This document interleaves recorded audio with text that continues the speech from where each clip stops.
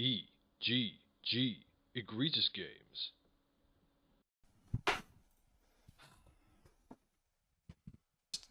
it over here.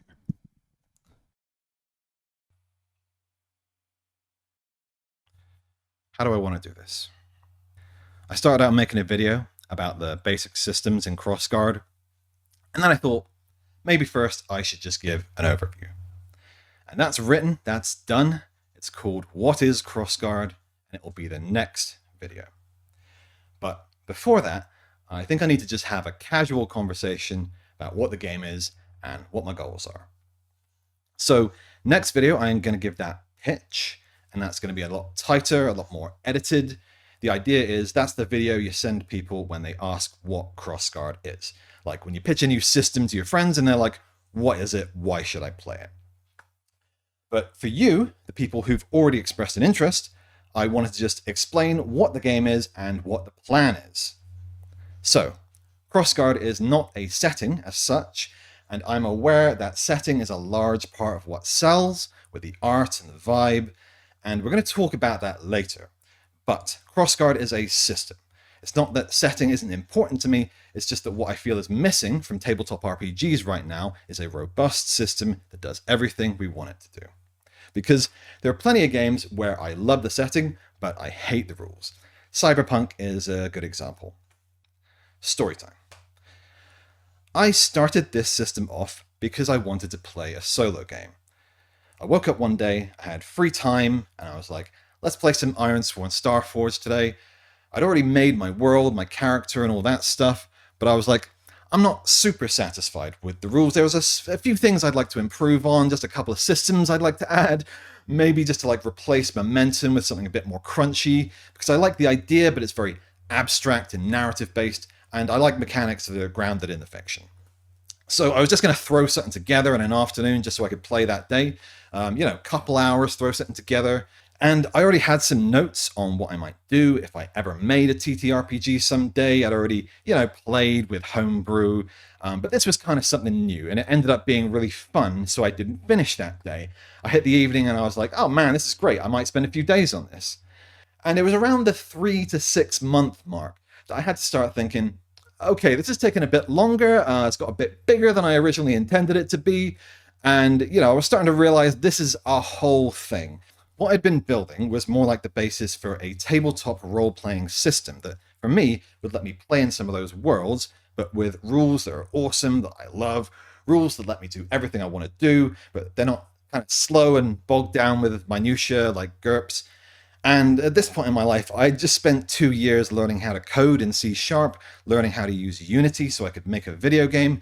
And I realized if I want to do this thing justice, this TTRPG that I've been working on for months now, it's probably going to be a year's thing. I can throw something shit together in a few months, but that won't be what I want to make. So I have to commit. And I did. I said, I really believe in this thing. I think I've really got something here, but these things can't be built quickly. It needs the time it needs. And part of that commitment is knowing that because this is a setting agnostic system, this isn't going to be something I can just drop and walk away from. The plan has always been to release multiple modules so I can keep expanding the game with new powers, new monsters, and other content that people can just drag and drop into their games. Luckily, I've done most of the difficult system work already. Most of what I need to work on now is just content, and making content is easy as fuck in this system. I wanted it to be easy because I'm going to be the one making most of it, but I also wanted to make it really easy to make your own stuff. Like you can just build gear by choosing a technology level and then adding traits to make unique weapons and armor. Then it's just about writing a description. Thing is, I know GMs, they're creative. Half the time they don't use the official setting, they have their own ideas. They like to homebrew. And I think a lot of people have some crazy ideas for settings and custom magic systems and their own little subsystems, things like that, but they don't necessarily want to build an entire RPG just to make those things. So that is part of the goal of this system. Right now, the system can handle realistic settings, no problem, and a lot of simpler powers like evocation and healing. Some of the more advanced abilities are still in beta. Things like enchantment, shape-shifting, summoning, and things like that. Like, I've made systems for them, but they're just a bit scrappy. But I'm at the point where I want to start playtesting. That's why 4 days before that Daggerheart video went up, I put out an advert for the first public playtest. It's honestly kind of crazy timing. I also went out and ran a game on RPG Day back in June with some members of the public, and that went really well. In my solo games, I've been playing basic sci-fi, fantasy, wuxia, and things like that. I also did something that was basically like Dispatch, where I made a kind of day-to-day procedural thing, but that's just like my own homebrew. But basically, yeah, it's going to take years to bring all these ideas to life. The core book is like 95% done, but I don't want to just release a bunch of text files. I want to turn this into something beautiful, and that's going to take a minute. But yeah, I do understand that part of the appeal of buying an RPG is having ready-made content, settings, monsters, that kind of thing. So I do want to have setting books and modules. Fantasy is obviously the quintessential RPG experience, so I have been focusing on that kind of stuff first. And before I do high fantasy, I want to do something a bit more grounded, a bit more dark fantasy. I'm talking Conan, Berserk, Kingdom Death Monster, that kind of thing. But I'm not there yet. I'm still working on the base systems. But, why go through all this trouble? Why not just play Savage Worlds? Why not just play GURPS? Fair questions. GURPS and Savage Worlds are incredible systems, but no shade on them. I think we can do a little better, or at least better for my preferences. So this is going to be part of the pitch video, but I am briefly going to talk about what I want from an RPG. And if you've watched the Daggerheart video, you already kind of know what I like and dislike in games. So, this game has 5 goals. Immersion. I want to feel immersed. Choices. I want fun, meaningful choices. Outcomes. I want exciting, impactful outcomes. Fast. I want it to be reasonably fast. Flexible. I want it to be able to do a lot of things. Now, I know those things are pretty vague concepts, and you're probably like, okay, but what are the actual mechanics? So I am going to talk briefly about one of the systems that I think is really cool. The system that kind of gives Crossguard its name, and that's the reaction system. My answer to dynamic combat. So initiative has always kind of been a tricky thing to make feel immersive, because real life isn't turn-based, and sometimes turn-based combat can kind of feel like your character is just stuck while things are happening around them. And I've heard people vouching for old school initiative, where you declare first, then everyone takes their turns in order. But for me, that's not exactly perfect either. I think in real combat, it is a bit more interactive. Like you're seeing what the enemy is about to do, and then you're trying to stop it, while also doing your own thing. One of the things I do really like about Powered by the Apocalypse games is that when you make a roll, that's also what the enemies are doing. So when you roleplay it, it's sort of like crossing swords, and then the winner of that clash is the one who takes the advantage, who achieves their goal or deals damage or whatever it is they're trying to do. Now, that's kind of an abstraction because in Apocalypse World, the enemies don't actually take their own turn. It's very narrative-based. And in D&D, reactions are a bit limited. You get opportunity attacks, and then you get specific unlockable actions that let you do things like a counterspell, but if you don't have a specific ability that says you can take a reaction, the game says no. I see this all the time in Critical Role, where Liam or someone will be like, is there some kind of reaction I can do to stop this, or, do this thing? They try and get creative, and you'll see Matt be like, well, not really, unless you have a specific ability that says you can do that, because that is how 5th edition is built and balanced. And I have to give Critical Role some credit here, because I do get a lot of ideas from watching other people play games. I'm often seeing the things that they're kind of limited in, those moments where you see them kind of jar with the mechanics, where the mechanics don't let them do something. Those often give me good ideas. And I also get ideas from a lot of TV shows and films. The thought that turned into the reaction system was actually sparked by a moment in Vox Machina Season 2. Towards the end of the season, they're fighting Umbrasyl, a black dragon. And this whole fight is full of these moments where they're working together, they're coordinating, they're interacting. There's a moment where Umbrasyl uses his acid breath on Vex, and then she fires a fire arrow, and they cancel out in midair. And that was just such an awesome moment. It was like a Dragon Ball Z beam struggle, Which is another thing I've always thought about how you could replicate in turn-based games. And this whole fight is full of moments just like this. Umbrasyl goes to chomp Vex, and Percy nails him with some bad news. Grog goes in for the punches, Umbrasyl catches them. Keyleth uses a vine to pull Grog out of the way of the acid breath. And it's just fucking great. It's so cool.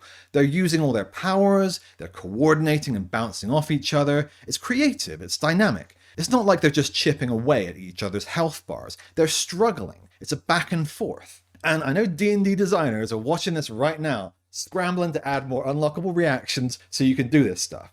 Add a special feat that lets you take a reaction to do the things that your character should be able to do already. Because, I mean, if you've got the ability to snag someone with vines, this isn't a new ability, this is just a creative use of that ability. And adding more reactions and abilities, that's just small picture. That doesn't fix the core problem. It's just band-aids. It's just feature bloat.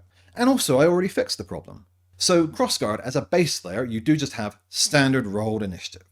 And I want to be clear, because in 5th edition, reactions are like a spendable resource. That's not the case here. In Crossguard reactions, just use your standard action resource, the same as you would use on your turn.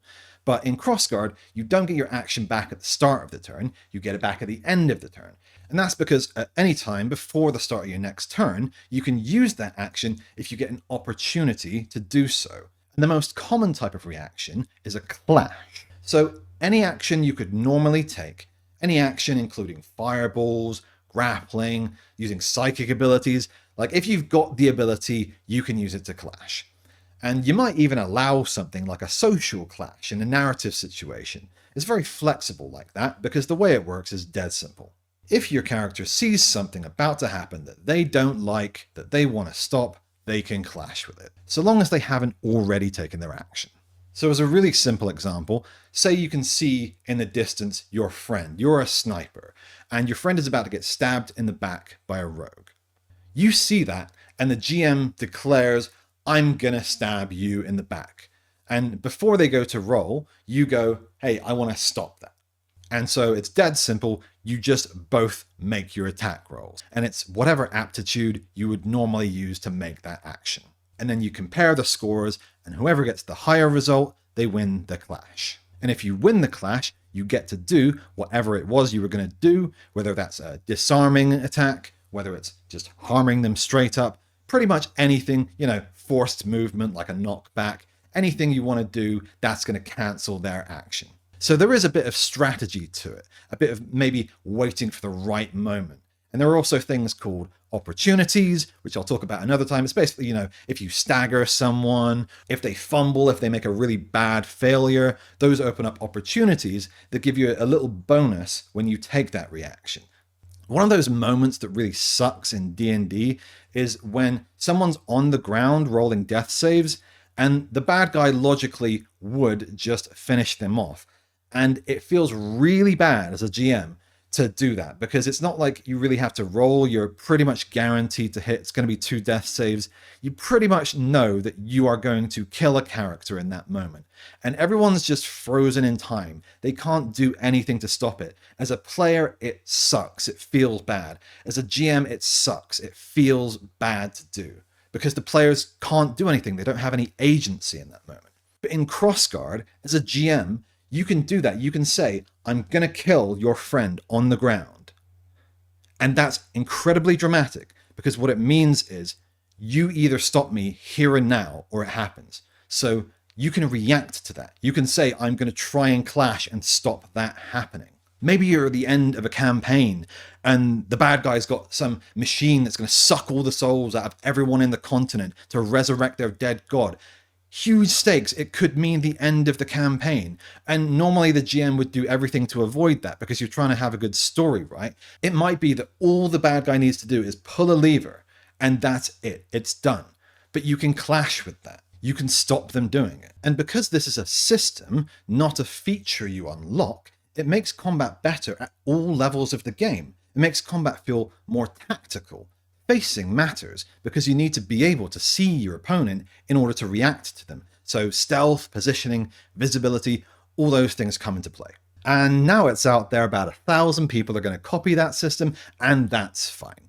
Take it. I want to make TTRPGs better. I want to contribute to the conversation, just like so many other people have inspired me. But that is just one system in Crossguard. And I've glossed over things because this is not an explanation video. I just want to give you a taste. Because if I talked about everything in this video, it'd be about 10 hours long. So like I said, the next video is going to be a lot tighter. That's going to be called What is Crossguard? And that's going to kind of briefly go over all the goals of the system in a lot more detail. And in that video, I'm going to touch on a lot of the systems very briefly that make those things happen. But we've got to do things in order. So right now, there's something I want to talk about, and that's community.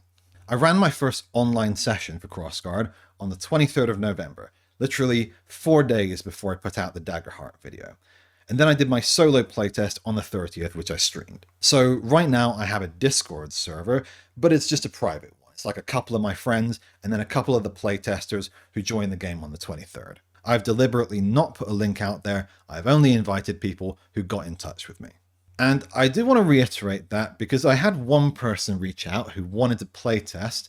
So I said great, and I got them in. And then they immediately left because the server didn't have enough community activity. And I think I talked about this in the last video. The order I do things in, I'm not going to build a community for a game that doesn't exist. So I've made the game first. Now I'm going to slowly build a community. Does that make sense? Matt Colville recently put out a really good video about community, and I'm following on from that. In a nutshell, I don't want to invite just anyone. I don't want to just go for numbers. I don't want to get 1,000 people in the server. That's not how you build a good community. You don't want to just invite 1,000 people all at once.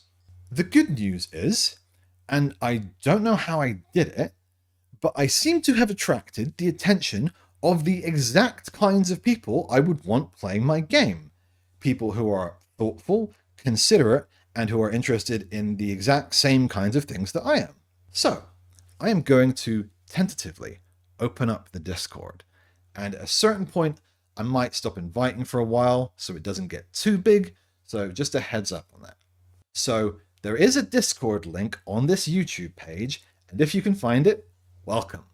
It is not particularly hard to find. But I am aware that not everyone is a Discord person.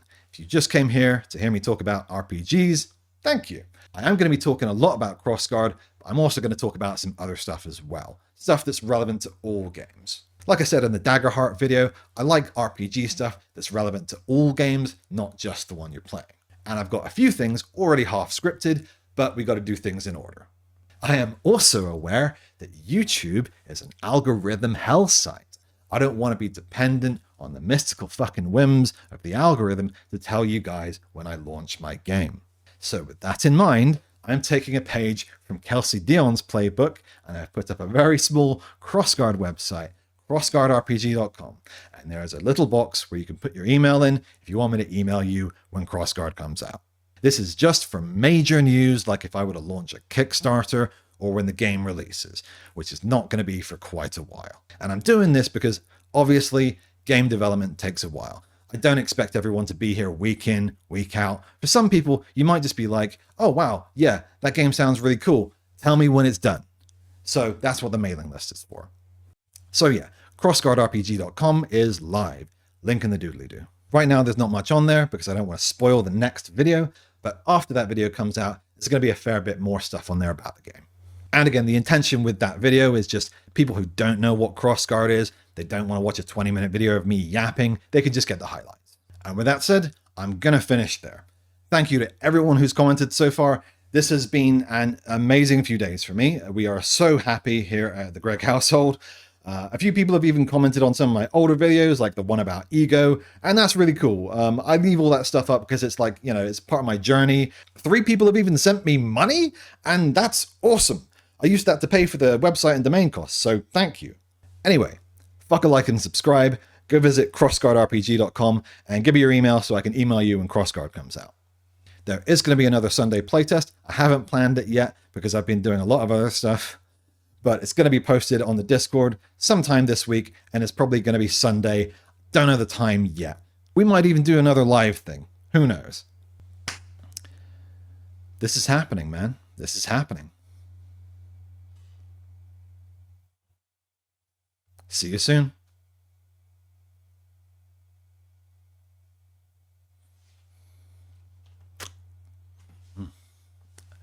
Oh no, not this shit.